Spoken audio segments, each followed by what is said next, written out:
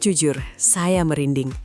Di depan mata saya sekarang bukan sekedar mobil, tapi sebuah mesin waktu yang dibangkitkan dari tidur panjangnya selama lebih dari 2 dekade. Ingat suara pintu dibanting yang terasa solid? Ingat sensasi suspensi yang tak peduli dihajar lubang sedalam apapun? Toyota Kijang Super, nama yang pernah menjadi denyut nadi jalanan Indonesia, resmi terlahir kembali di tahun 2026 ini. Tapi tunggu dulu, jangan berpikir ini cuma gimmick bodi kaleng lama yang dikasih mesin baru. Toyota melakukan hal gila. Mereka mengambil sasis leather frame EMV Zero yang super badak, menyuntikkan jantung pacu hybrid modern yang iritnya kelewatan, dan membungkusnya dengan desain retro futuristik yang bikin Innova Zenix terlihat biasa saja. Apakah ini akan menjadi pembunuh Avanza dan Expander? Atau justru kanibalisme bagi saudaranya sendiri? Pegang erat gadget Anda, karena review ini akan menjawab semua keraguan itu. Saya nama Anda, selamat datang di Autotune. Sebelum kita bedah sampai ke baut-bautnya, tekan tombol subscribe sekarang juga dan nyalakan loncengnya, karena Anda tidak mau ketinggalan sejarah baru otomotif Indonesia. Mari kita luruskan satu hal. Kenapa Toyota repot-repot menghidupkan nama Kijang Super? Bukankah sudah ada Innova Zenix? Jawabannya sederhana. Zenix sudah naik kelas. Harganya yang menyentuh setengah miliar dan penggerak roda depan FWD monokok membuat sebagian loyalis Kijang garis keras merasa ditinggalkan. Mereka rindu mobil perang, mobil yang disiksa di tanjakan Sitinjau Lawik tanpa ampun, mobil yang onderdilnya bisa ditemukan di bengkel pinggir jalan manapun. Nah, Kijang Super 2026 ini hadir mengisi celah kosong itu. Basisnya adalah platform EMV0, International Multipurpose Vehicle, platform yang sama dengan Toyota Hilux Rangga. Ini artinya, Kijang Super 2026 kembali ke fitrahnya, sasis leather frame, penggerak roda belakang RWD, dan durabilitas tank baja. Tapi Toyota pintar, mereka tidak membiarkan mobil ini terlihat seperti truk pick-up yang dipaksa jadi mobil penumpang. Mereka mendesain ulang total bagian kabin belakang menjadi sebuah SUV 7-seater sejati. Posisinya di pasar sangat unik. Ia berada di bawah Innova Zenix, tapi sedikit di atas Avanza Velo secara harga, namun dengan dimensi dan ketangguhan sekelas Fortuner. Ini adalah strategi sandwich yang brilian untuk mematikan pergerakan kompetitor yang bermain di segmen low SUV. Tapi apakah sasis pick-up ini beneran nyaman buat bawa keluarga? Atau rasanya bakal seperti naik gerobak besi? Lihat wajahnya. Ini adalah definisi ganteng tanpa perlu banyak lekukan aneh. Toyota mengadopsi bahasa desain neo-retro boxy. Kap mesinnya datar, tegak, memberikan visibilitas pengemudi yang luar biasa. Rasanya seperti menjadi raja jalanan. Lampu utamanya mengotak, mengingatkan kita pada Kijang Grand Extra. Tapi di dalamnya sudah tertanam proyektor LED dengan DRL menyipit yang tajam. Grill depannya besar berwarna hitam doff dengan tulisan Toyota Capital, bukan logo oval, memberikan aura Land Cruiser 70 Series yang kental. Bumper depannya, plastik keras hitam yang unpainted di varian bawah dan body color di varian atas, menyiratkan bahwa mobil ini siap diseruduk tanpa takut lecet mahal.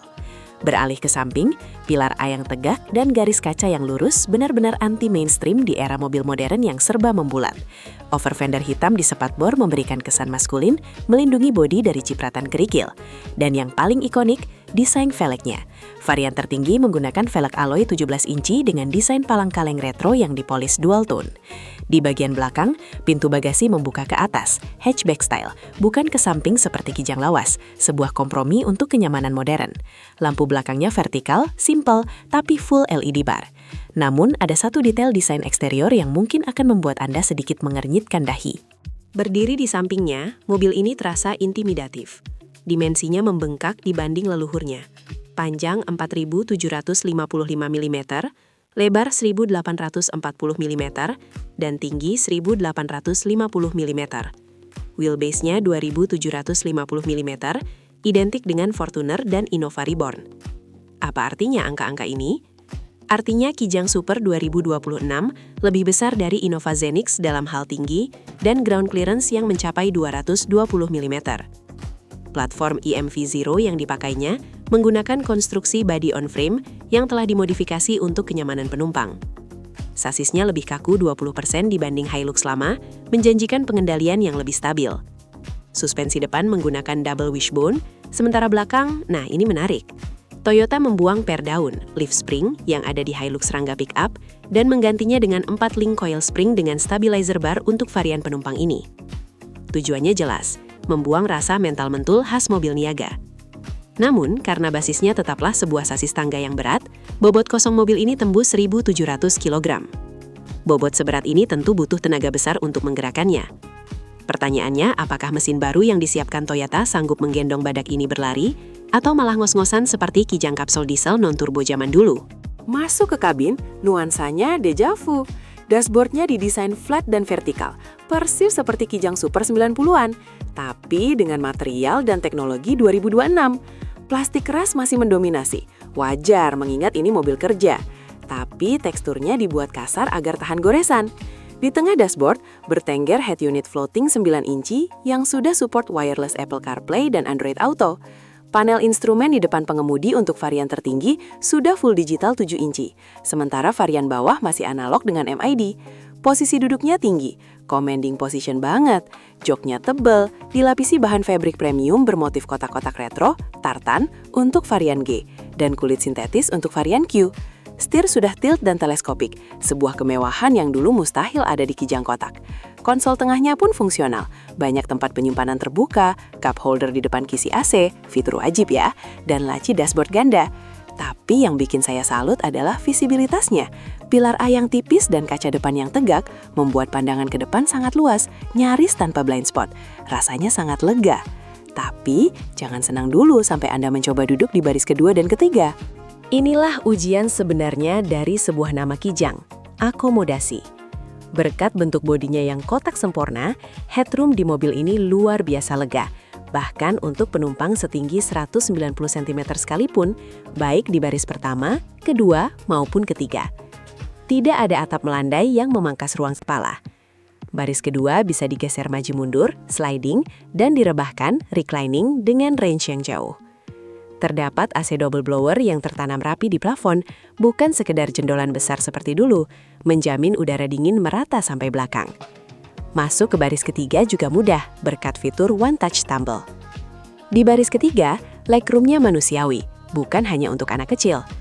Lantainya memang agak tinggi karena sasis ladder frame, membuat posisi duduk agak jongkok bagi orang dewasa jangkung, tapi paha masih tertopang cukup baik. Bagasi saat semua kursi tegak masih bisa memuat 2 galon air mineral dan beberapa tas ransel. Jika baris ketiga dilipat, ia melipat rata lantai. Ya, Anda tidak salah dengar. Toyota berhasil merancang pelipatan rata lantai di sasis ladder frame ini, membuat kapasitas kargonya menjadi monster.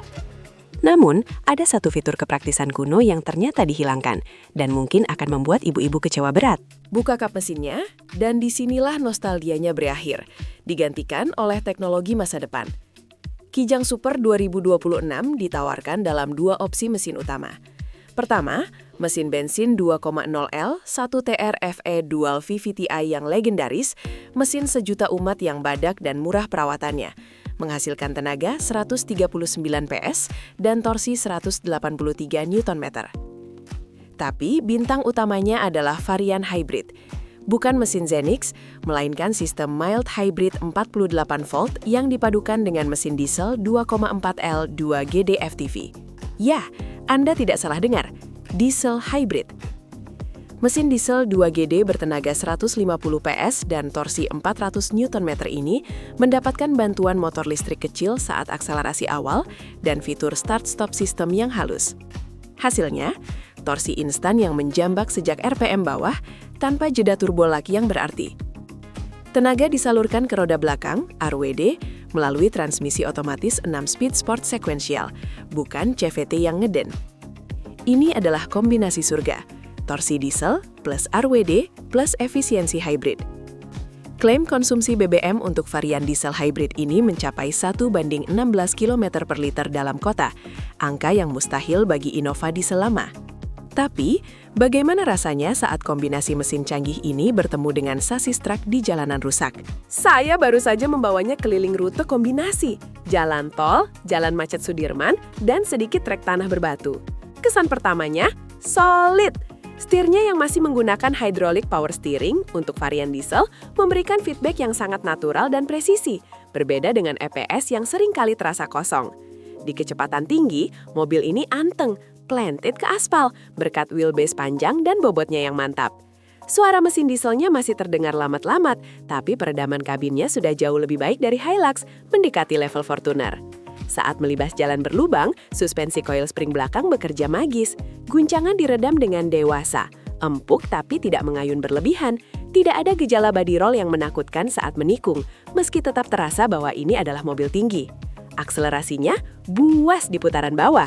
Bantuan motor listrik 48 voltnya benar-benar terasa saat stop and go, membuat mobil bongsor ini terasa lincah.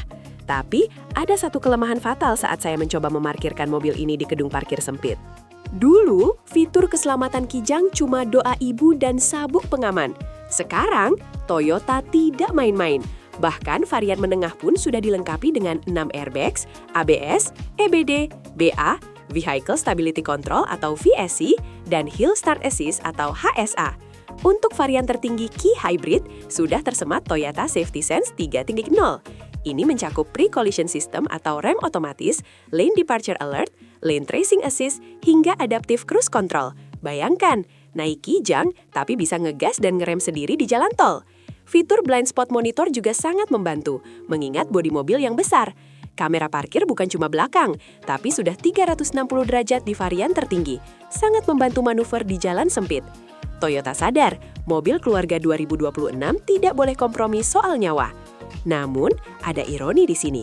Dengan segala fitur canggih tersebut, masih ada satu fitur receh yang absen, padahal sangat dibutuhkan oleh pengemudi di Indonesia. Ini bagian yang paling Anda tunggu. Berapa mahar untuk meminang legenda ini? Toyota memposisikan Kijang Super 2026 sebagai game changer. Varian terendah, tipe E bensin manual dibanderol mulai 245 juta.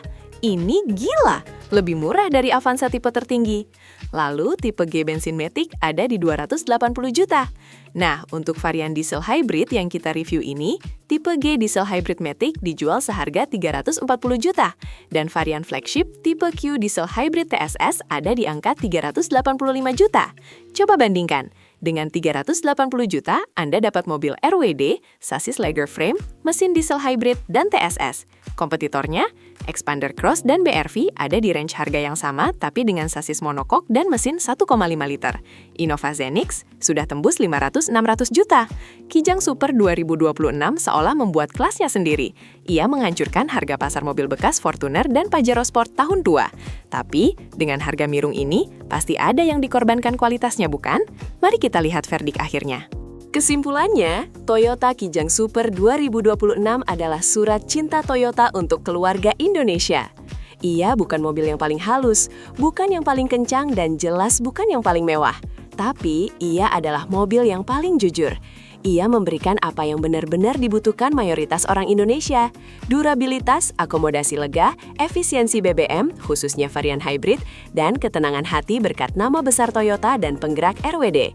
Mobil ini sempurna bagi Anda yang merasa Innova Zenix terlalu mahal dan manja, tapi merasa Avanza terlalu kecil dan kaleng. Kijang Super 2026 mengembalikan marwah mobil rakyat ke level yang seharusnya. Saran saya, ambil varian G diesel hybrid. Itu adalah sweet spot terbaik antara performa, efisiensi, dan harga.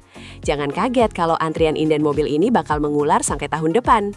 Jadi, apakah Anda tim nostalgia RWD atau tim modern FWD? Tulis pilihan Anda di kolom komentar di bawah. Saya Dani dari Autotune, pamit undur diri. Sampai jumpa di jalanan dan salam otomotif.